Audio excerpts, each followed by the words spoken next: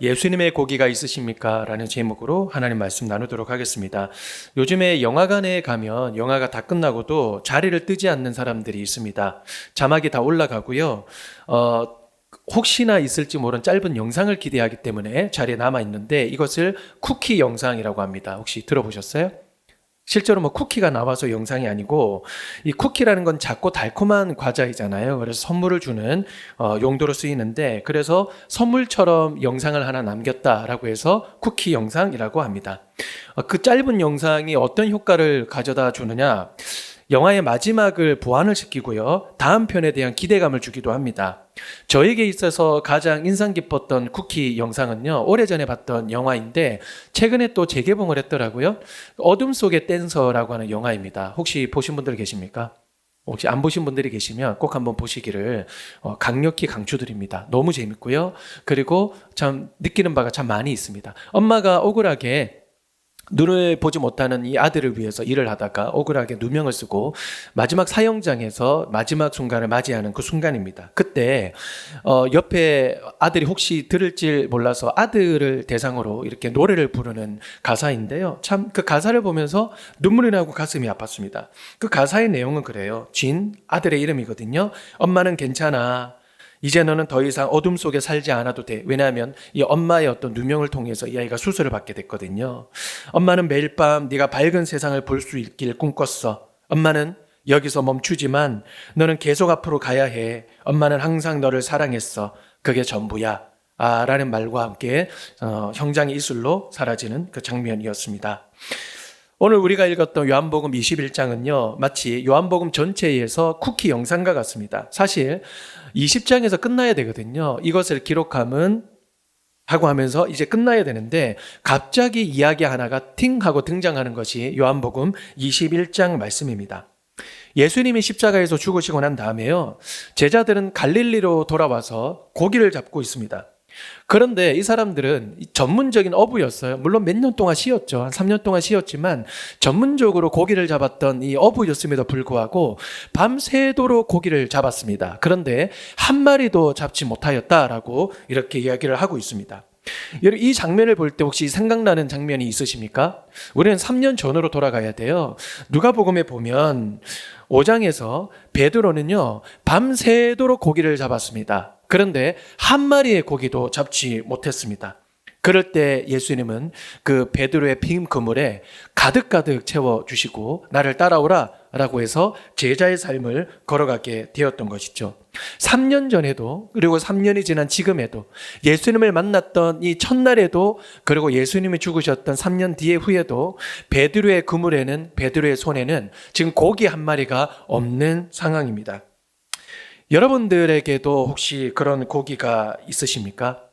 베드로에게 3년 전이나 지금이나 베드로에게 고기는요, 단순히 생계 이 수단이 없다라는 그런 뜻이 아니라 인간으로서 자신의 삶을 살아갈 때 무력함을 상징하는 하나의 상징 도구였습니다. 그래서 고기를 못 잡았다라고 하는 그 말은 인간으로서 자신의 인생의 한계를 경험하는 하나의 시간이었다라고 하는 것이죠.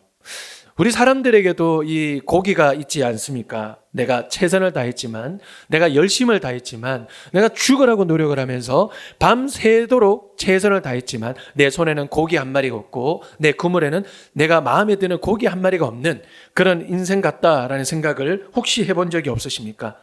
내 마음대로 되는 게 하나도 없어 라는 얘기를 많이 해보셨죠. 또 어떤 분들은 인생 내 마음대로 안 돼 라는 얘기들을 되게 많이 하거든요. 건강도 그렇고요.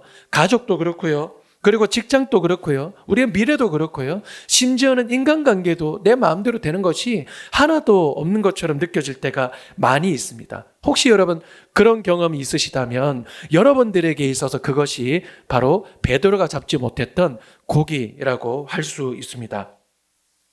보통은 우리가 이런 고기를 잡지 못하는 인생의 허무함을 느낄 때, 회의감을 느낄 때 도피하고 싶습니다. 숨고 싶습니다. 또 도망가고 싶고 포기하고 싶습니다. 이생진이라고 하는 시인은요, 섬이라는 시에서 이렇게 얘기를 했습니다. 나는 섬으로 가겠다. 파도 소리 지겹도록 들으며 아무도 찾지 않는 섬 하나에 내 몸을 눕히겠다. 나는 사람보다 바람과 친하겠다. 인간관계에 치이고 또 여러 가지 두려움과 불안 관계에 살아가는 사람이 할 수 있는 최선의 고백은 나는 도망가겠다. 나 혼자 그냥 바람 소리나 듣고 살겠다라고 하는 그런 마음이 아닐까라고 생각이 됩니다. 우리들도 익숙하지 않습니까? 해피와 도피, 아무도 없는 그 섬에서 나 혼자만 살고 싶은 그런 마음 상태가 있을 때가 있지 않습니까? 하지만요, 예수님은 다르십니다. 우리의 관계를 해피하게 하시거나 부끄러워하시거나 숨기게 하시는 것이 아니라 도리어 정면으로 마주보게 하십니다. 지금 성경에서는 베드로에게 뭐라고 말씀하시죠? 얘들아, 고기가 있느냐? 라고 물어보시죠. 가끔씩 보면요, 예수님은 좀 짓궂다라는 생각이 들어요. 다 알고 계시잖아요. 베드로가 하루 종일 밤이 맞도록 고기를 잡았지만 한 마리의 고기를 잡지 못했다. 자신의 인생을 그냥 그대로 직면하고 있다는 사실을, 그것 때문에 허무함에 빠져 있다는 사실을 예수님이 모르셨습니까? 3년 전에도 아셨고 3년 후에 지금 또 아셨습니다. 예수님은 짓궂으세요. 38년 동안 베데스다 연못가에서 제발 낫기만을 바라는 그 한 사람에게 찾아가셔서 뭐라고 그러셨어요? 내가 너를 낫게 해줄게. 얼마나 힘들었니? 라고 말씀을 하신 것이 아니라 네가 낫고자 하느냐? 네가 걷고자 하느냐? 라고 그렇게 말씀하시지 않습니까? 예수님은 다 아시면서 왜 꼭 굳이 이렇게 말씀을 하실까요? 이유는 단 하나입니다. 우리의 한계에 직면하게 하기 위함입니다. 욥하면 고난의 대명사이죠. 참 믿음이 있었지만 그럼에도 불구하고 많은 고난을 받았던 사람 중에 한 사람입니다. 믿음을 잘 지켰지만 나중에는 하나님께 막 원망했죠. 차라리 태어나지 않았으면 더 좋았겠다. 그리고 왜 나에게 이렇게 하십니까? 라고 하면서 하나님께 막 따졌거든요. 그런데요, 아직까지는 침묵하시던 그 하나님이 욥에게 나타나셔서 말씀을 하시는데, 욥이 물어봤던 질문에 대답을 해주시는 것이 아니라 도리어 4장에 걸쳐서 계속해서 질문을 계속 쏟아내십니다. 폭포수와 같이요. 그 중에 한 질문은 뭐라고 얘기하시냐면, 내가 땅에 기초를 놓을 때 너는 어디 있었느냐라고 묻고요. 그리고 땅의 너비를 너는 측량할 수 있느냐? 이런 류의 질문들을 계속해서 쏟아부으세요. 4장에 걸쳐서 하나님이 욥에게 하시는 말씀을 요약을 해보면 딱 2가지입니다. 너는 아느냐라는 질문이고요. 너는 할 수 있느냐라고 하는 질문이에요. 다른 말로 욥이 아는 것 같지만, 뭐든지 할 수 있는 것 같지만 하나도 알지 못하고 하나도 할 수 없는 욥의 한계를 하나님께서는 이 질문을 통해서 계속해서 직면하게 하시는 것이죠. 여러분, 왜 이렇게 우리의 한계를 직면하게 하고 인생의 허물을 느끼게 하실까요? 그 이유는요, 간단해요. 나를 의지하게 하려는 것이 아니라 바로 하나님만 의지하게 하려 하는 것입니다. 오늘 본문 5절 6절 제가 한번 읽어드리도록 하겠습니다. 예수께서 이르시되 얘들아 너희에게 고기가 있느냐? 대답하되 없나이다. 이르시되 그물을 배 오른편에 던지라 그리하면 잡으리라 하시니 이에 던졌더니 물고기가 많아 그물을 들 수 없더라 라고 합니다. 밤새도록 고기를 잡았지만 한 마리도 잡지 못했던 베드로에게 오른편에 그물을 던져라 라고 이렇게 하니까요, 순종했습니다. 어쨌든 하나님만 의지하여서 순종했습니다. 그러니까 물고기가 많이 잡혔는데 몇 마리나 잡혔죠?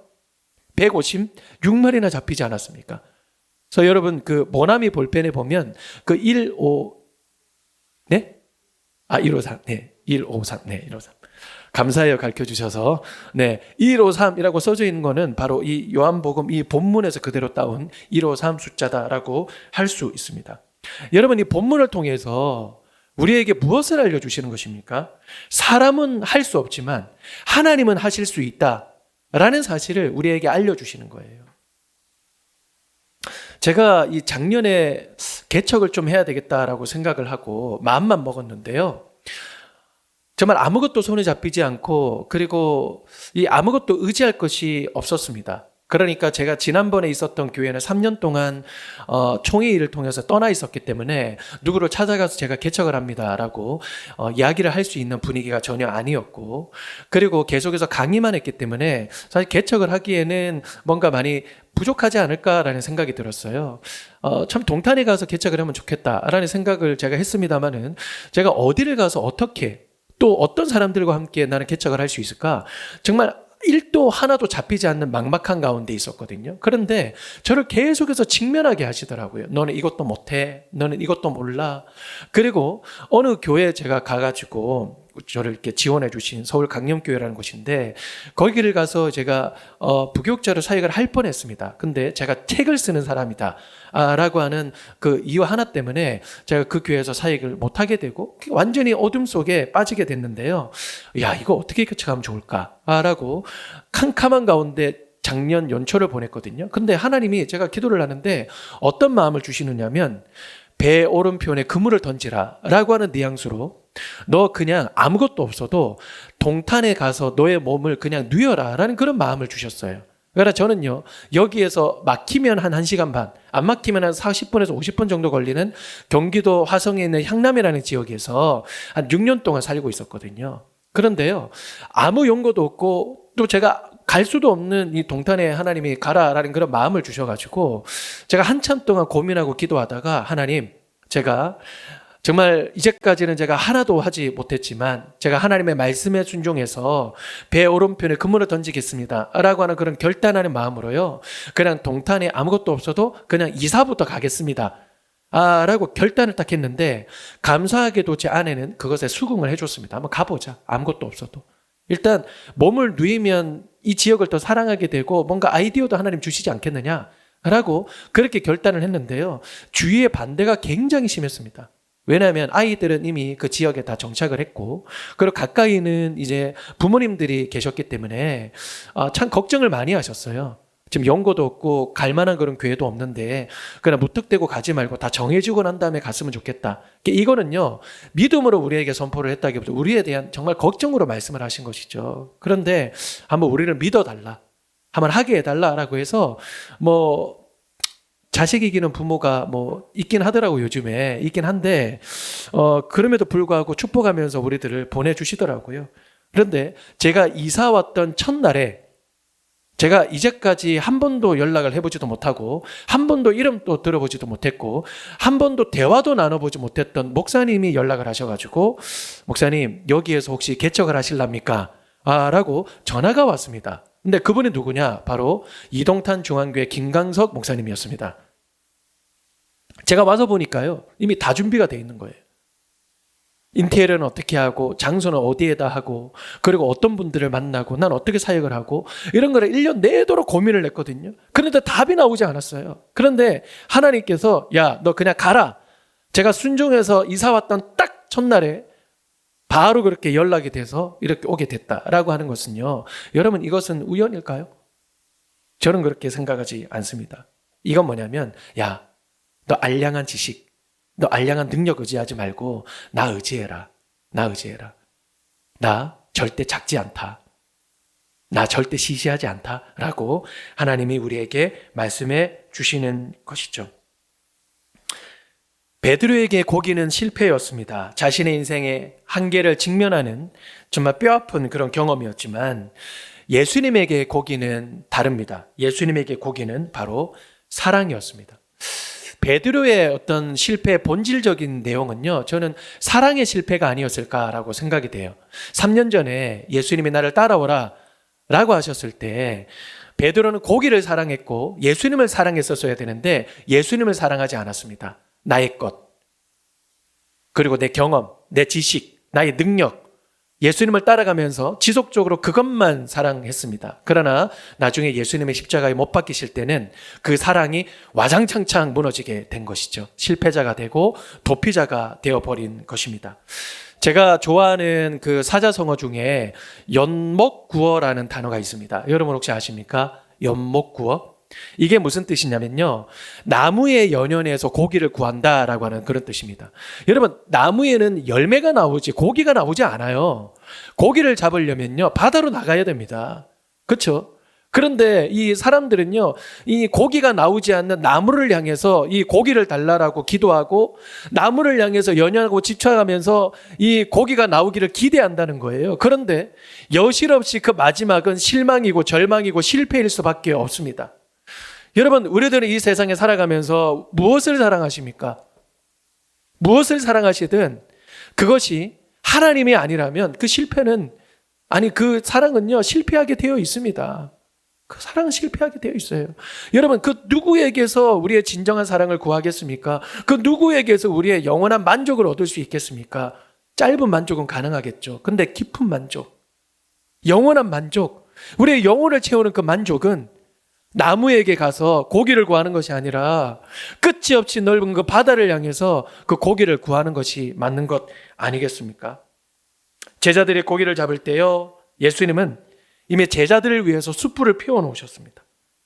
여러분, 예수님이 숯불을 피우실 때 그냥 숯 몇 개 이렇게 갖다 놓고 장풍 딱 쌓아가지고 그래서 한순간에 갑자기 숯불로 이렇게 만드셨을까요?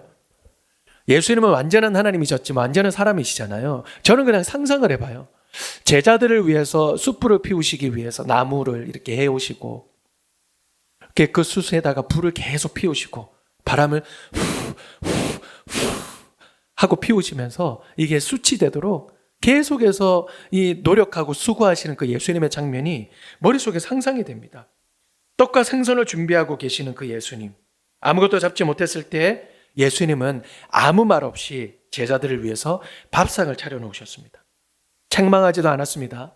비난하지도 않았습니다. 정죄하지도 않았습니다. 심지어는 예수님을 3번이나 부인하고 마지막에는 저주까지 했던 그 베드로, 뿔뿔이 도망쳤던 그 제자들을 앞두고 지금 계셨지만 예수님은 그들을 위해서 고기를 굽고 계셨습니다. 여러분, 이 세상 어디에서 이 영원하고 이 참된 사랑을 경험할 수 있단 말입니까? 여러분, 이 고기는요, 단순한 음식도 아니었습니다. 회복의 시작이었고요, 사랑이었고 은혜의 밥상이었습니다. 여러분들에게 묻고 싶습니다. 여러분들에게는 나무에서 구하는 고기가 아니라 예수님의 고기가 있으십니까? 우리가 실패자였을 때도, 우리가 도망자일 때도, 우리의 인생의 한계를 경험할 때도 여전히 우리를 포기하지 않으시고 찾아오시고 자신을 의지하게 하시고 또 그 사랑을 끊임없이 보여주시는 그 예수님의 고기가 있으십니까? 우리는 자격 없는 사람들이었습니다. 실패한 사람들이었고요, 도망친 사람들이었고 부인했던 사람들이었습니다. 하지만 친히 고기가 되어주셔서 자신의 살과 피를 다 찢으셨습니다. 우리가 빈손일 때 자신의 살과 피를 우리의 손에 쥐어주셨고 영원히 살 수 있는 은혜를 주셨습니다. 그분이 바로 예수님이십니다. 예수님은 베드로에게 3번 물으셨죠. 네가 나를 사랑하느냐? 베드로는 대답합니다. 주님, 제가 주님을 사랑하는 줄 주께서 아십니다. 어떻게 보면 그 사랑은 완전하지 않을 수도 있겠지만 예수님은 그 마음을 받아주셨습니다. 우리의 고백도요, 이와 같았으면 좋겠습니다. 주님, 저는 많이 부족합니다. 저는 늘 실패합니다. 저는 연약합니다. 도망가고 싶습니다. 그러나 제가 주님을 사랑합니다. 원문을 보면요, 더 정확하게 표현하면 주님, 제가 주님을 더욱 사랑하기를 소망합니다. 내 구주 예수를 더욱 사랑하기를 소망합니다. 라는 고백입니다. 언제나 우리에게 고기가 되시는 그 예수님을 신뢰하고 바라보시면서 그 사랑만 붙들고 엿먹고가 아닌 그 예수님 앞에 사랑을 구하며 그 사랑으로 충만한 이번 한 주간 동안의 삶이 되기를 간절히 축원합니다.